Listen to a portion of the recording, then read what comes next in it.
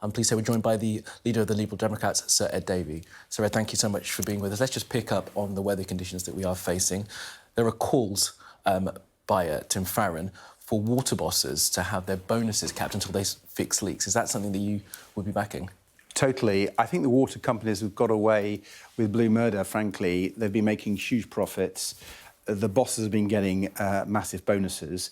And not only have we not prepared properly for this drought, we're seeing pollution in our rivers and lakes, which is killing wildlife. So on all accounts, they've been failing our country, and we need some tough measures on them.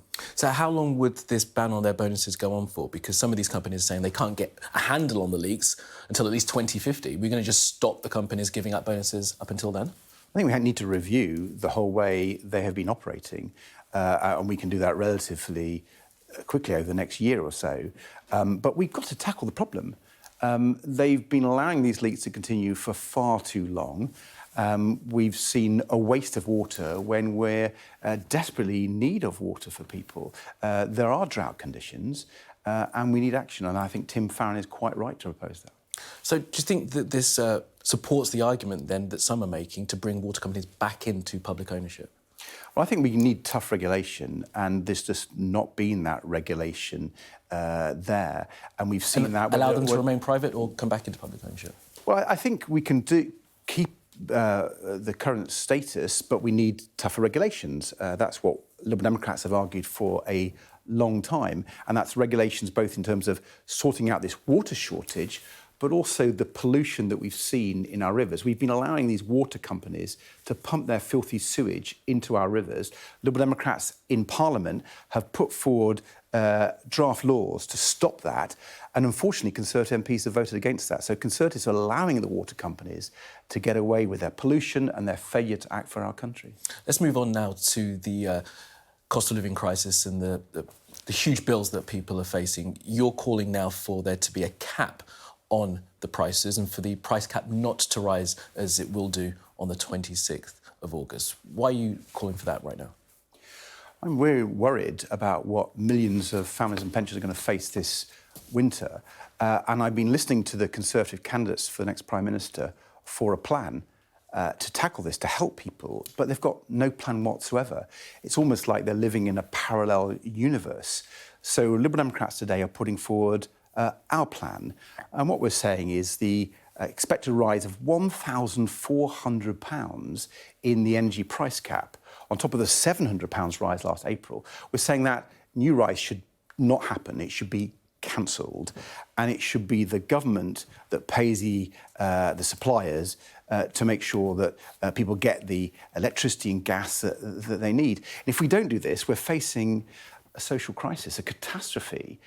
I think from the evidence we've seen in the Liberal Democrats, we could be seeing people going hungry, not eating as much, turning off their heating and not heating the home. So if we're going to avoid a cold, hungry winter for millions of people, we have to have the bold plan that Liberal Democrats are arguing for. Yeah, we know the dangers that people are facing, but I wonder, how is this going to be paid for? Because this is not going to be cheap for the government to essentially step in and control prices. Yeah, there needs to be a big measure from the government. We're saying there should be a one-off tax on the oil and gas companies who are making tens of billions of pounds in profit they didn't expect to make, because no one expected oil and gas prices to be as high as they are.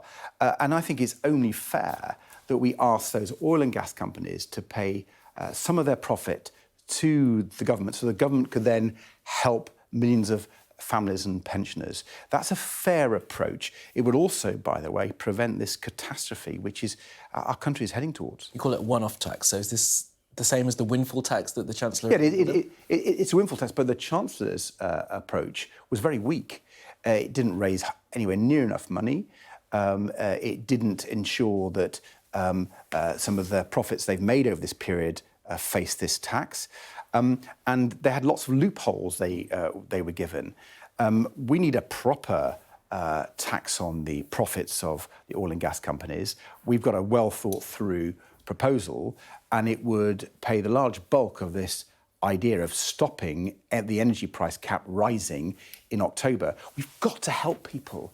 I think there's huge anxiety out there. People are already cutting back because of the high price of energy now. And with energy prices as high as they are now, the idea that they could go up by another £1,400 is frightening to many people. So we need a plan. Liberal Democrats are putting one forward. So this is a new windfall tax. So you completely redo the windfall tax that's already put in place. And yeah, because you describe them as loopholes, but the Chancellor said that they are incentives to encourage these companies to continue investing in the energy supply of this country. Well, before he put forward his plan, when Liberal Democrats were arguing for this one-off tax on oil and gas company profits, the chief executive BP said with such a windfall tax, they still continue to invest. Let's remember, the whole point about this one-off tax are these are profits that they didn't expect to make. They weren't in their business plan. So they'll go ahead with their investments regardless of this tax. And as you know, there is a growing movement, Don't Pay UK, for people not to pay the energy bills that are coming on the 1st of October. Do you support that idea? No, I don't. But I want the government to take the bold measures that Liberal Democrats are now arguing for. If the government took up the Liberal Democrat call for cancelling the rise in the energy price cap, then there'd be no need for that sort of campaign, and we could deliver the help that millions of people desperately need. We've seen from the evidence from the polls, many people are already saying they're not going to eat so much. Many people are saying they're not going to turn on the heating at all. That is a frightening prospect. I think we're going to see a social crisis the like we've never seen. So we need a plan. And what has been quite outrageous, frankly, is whether it's from the current Prime Minister or the two Conservative candidates to be the next Prime Minister. We've had no plan whatsoever. The energy price rise has been like the elephant in the room. They've not been addressing it in any coherent way. And we can't have a Prime Minister living in a parallel universe. We need people facing up to the reality that millions of our citizens face. That's why we need the plan that Liberal Democrats are proposing today. So do you support the idea of the two candidates and the Prime Minister sitting down before we get the price rise on the 26th of August to have a plan in place? Yeah, I believe we should have a recall of Parliament. I think it should be an emergency budget. And what I'm saying beyond that, and no one else has said this is the plan for the budget. So we're saying that emergency budget, which should come as soon as possible, should have as a core of its plan cancelling the rise in the energy prices this October.